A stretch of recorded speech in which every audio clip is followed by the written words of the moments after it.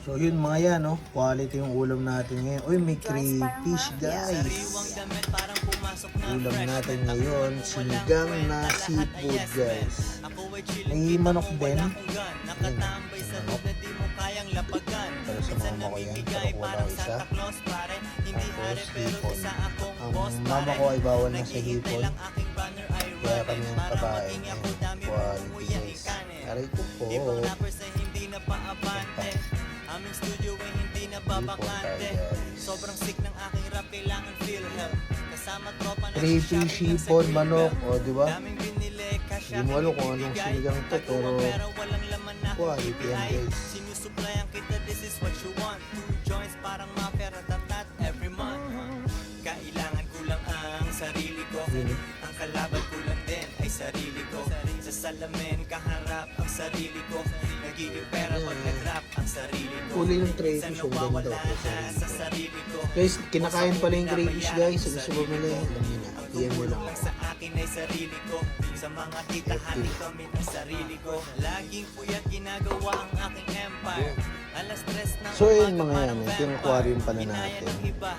Meron palang mga crayfish dyan guys. pag ito'y na-render. Kasama talaga yun sa aking agenda.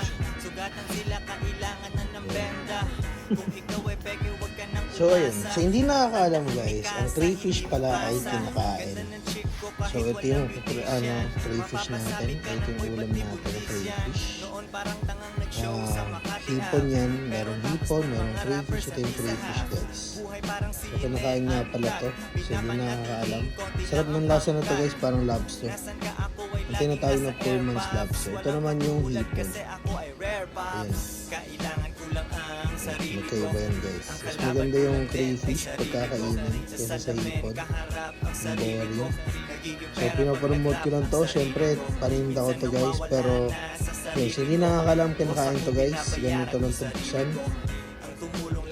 So una, twist mo muna itong likod.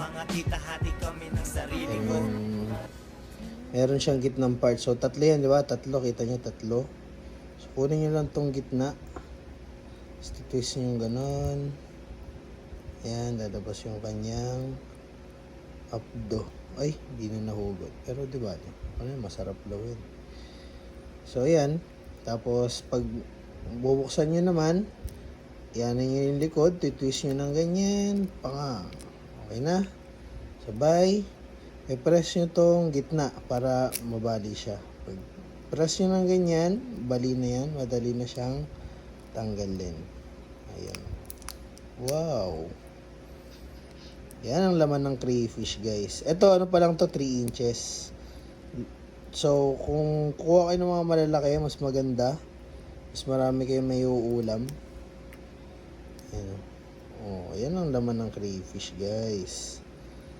Ayun. So ayun, kakain na natin. Wait lang, lipat ko lang.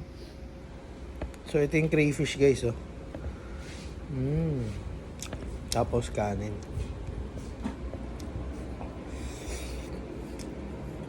Ang sarap ng crayfish. Sana all.